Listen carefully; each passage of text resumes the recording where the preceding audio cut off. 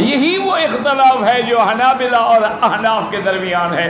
امام ابو حنیفہ فرماتے ہیں کہ اگر ہم یہ پابندی لگا دیں کہ بغیر جانور کے قران ہو نہیں سکتا تو پھر تو قیامت تک قران کا مسئلہ ہی ختم ہو گیا، ہوائی جہازوں میں جانور کون لے آئے گا؟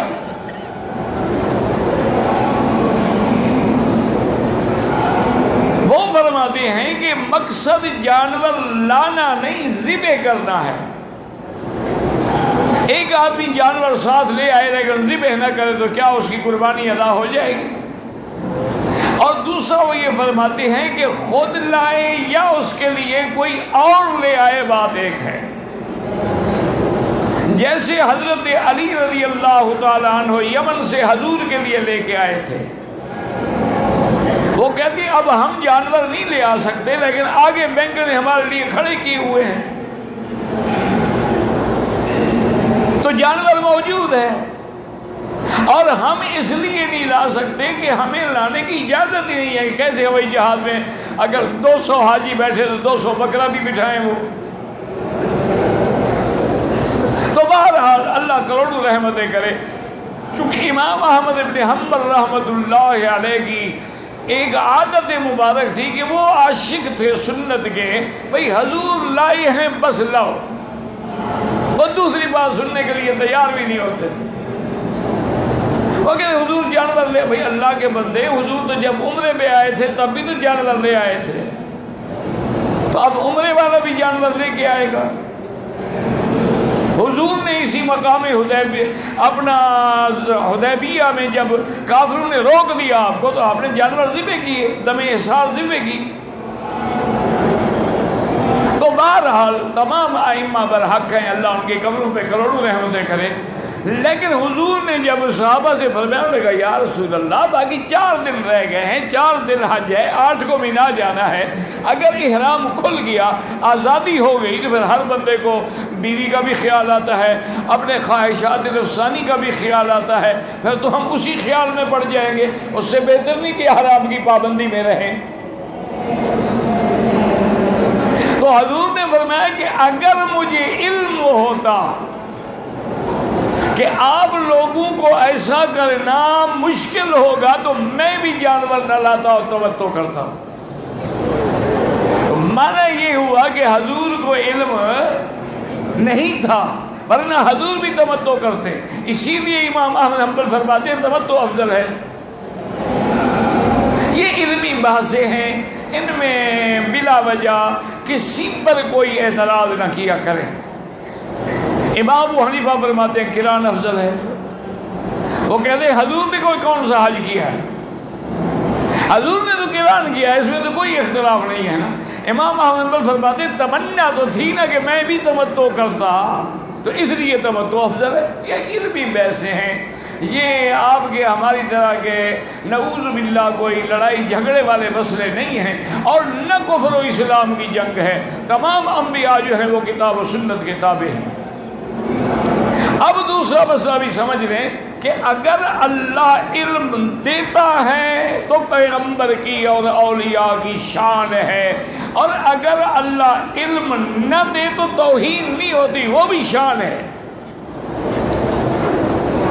یہی دھوکہ دیتے ہیں بدعتی حضرات، اللہ ہدایت دے، کہ بھئی یہ وہابی جو ہے کہتے ہیں علم نہیں ہے حضور کو، انبیاء کو علم غیب نہیں ہے، اور یہ تو توہین کر رہے ہیں۔ تو مسئلہ سمجھیں، یہ توہین نہیں ہے۔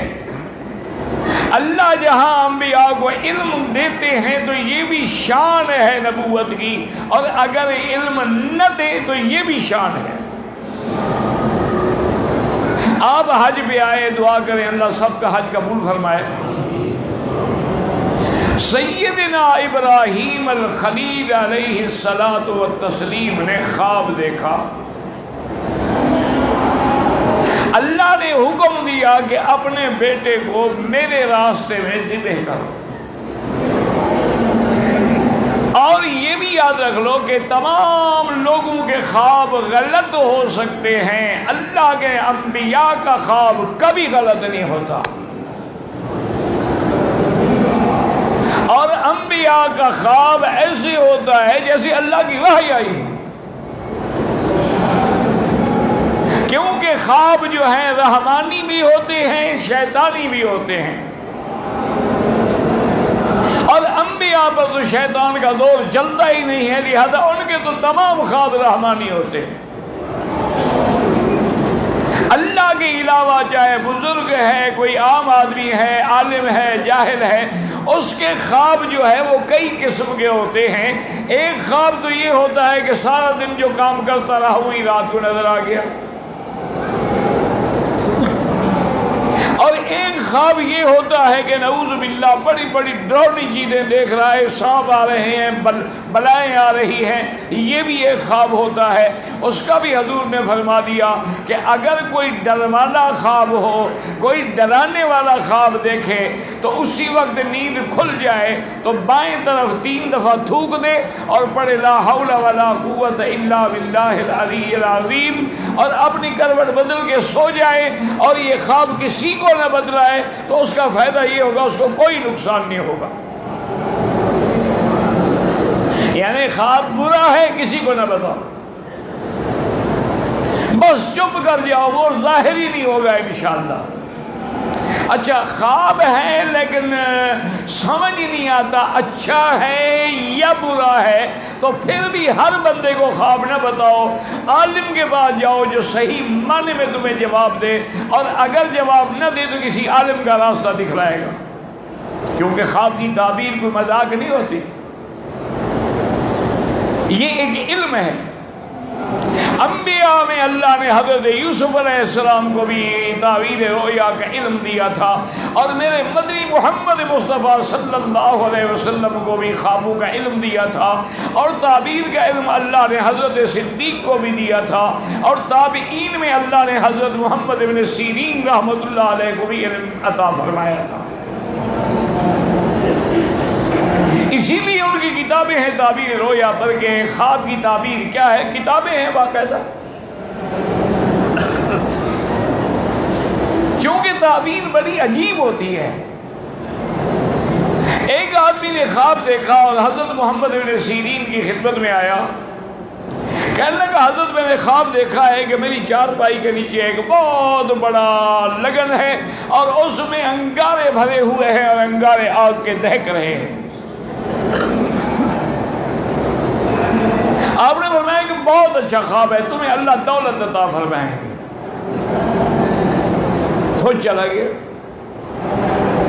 کچھ عرصے کے بعد ایک آدمی آیا، اس نے بھی آگے بیان ہی یہی خواب بیان کیا کہ حضرت میں نے رات دیکھا ہے کہ میری چارپائی کے نیچے ایک بہت بڑا لگن ہے، اور اس میں انگارے بھرے ہوئے ہیں اور انگارے دہک رہے ہیں۔ تو آپ نے فرمایا کہ بھائی تم جلدی جاؤ، تمہارا گھر جل جائے گا، آگ لگ جائے۔ اور جو آپ کے تلامذہ تھے، طلباء تھے، انہوں نے کہا حضرت عجیب بات ہے، اس کو بتا دیا تیرے گھر کو آگ لگ جائے گی، اس کو بتایا تھا کہ تمہیں دولت بھی دے گی، چیز تو خواب تو ایک تھا، اس نے بھی انگارے دیکھے تھے، اس نے بھی انگارے دیکھے تھے، ایک کو آپ نے یہ تعبیر دے دی، ایک کو آپ نے یہ تعبیر۔ فرمایا اللہ کے بندو، اس نے جب خواب دیکھا تھا سردی کا موسم تھا، سردی کے موسم میں آگ سے نفع اٹھانا جو ہے وہ فائدہ ہوتا ہے، اور اس نے جو دیکھا ہے وہ گرمی کا موسم ہے، پہلے بھی آگ بھڑک رہی ہے اور نیچے سے بھی آگ بھڑک رہی ہے، تو یہ خطرے کی علامت ہے، اس لیے دونوں کو وقت کے مطابق میں نے تعبیر دی ہے۔ اب ہر آدمی تو یہ باریکیاں نہیں سمجھ سکتا نا، اس لیے ضروری ہے کہ کبھی بھی خواب دیکھو تو بغیر کسی عالم کے لوگوں کو نہ او جی میں نے خواب دیکھا ہے۔ اگر کوئی جانتا ہے خواب کیا ہوتا ہے، اس کو کیا پتا ہے کہ یہ احلام ہے، یہ رویا ہے، یہ خواب ہے، یہ رحمانی ہے، یہ شیطانی ہے؟